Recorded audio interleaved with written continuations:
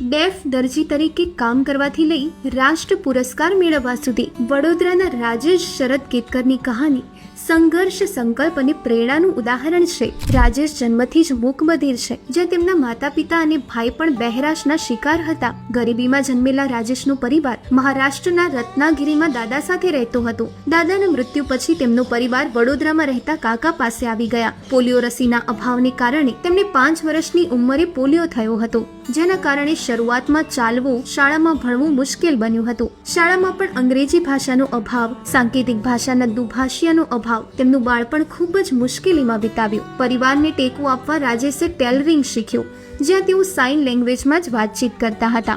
નાનપણથી જ આવી ગરીબી, પોલિયો, શારીરિક ખામીઓથી એકલતા અનુભવતા રાજેશે કારકિર્દી બનાવવાનું અશક્ય લાગતું હતું.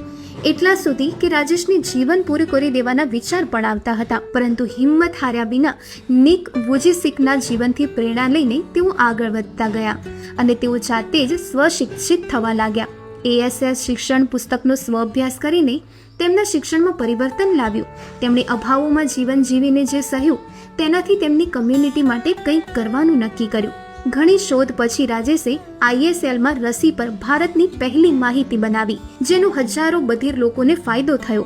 આ સફળતા પછી તેઓ થોભ્યા નહીં, સોશિયલ મીડિયાને પોતાનું હથિયાર બનાવ્યું અને YouTube ચેનલ દ્વારા પોતાની સાઇન લેંગ્વેજમાં જ સમાચાર આપવાનું શરૂ કર્યું.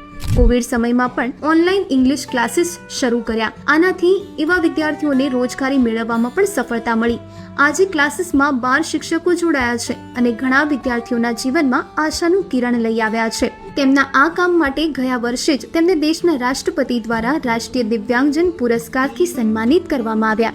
હવે તેમનું મોટું સ્વપ્ન એ છે કે આ સંપૂર્ણ ભારતમાં દરેક મૂકબધિર બાળક સ્વતંત્ર રીતે નેતૃત્વ કરી શકે અને સાબિત કરી દીધું કે કમજોરી બાહ્ય અંગોમાં નથી હોતી. પોતાની કમજોરીને તાકાતમાં ફેરવી દુનિયા બદલી શકાય છે.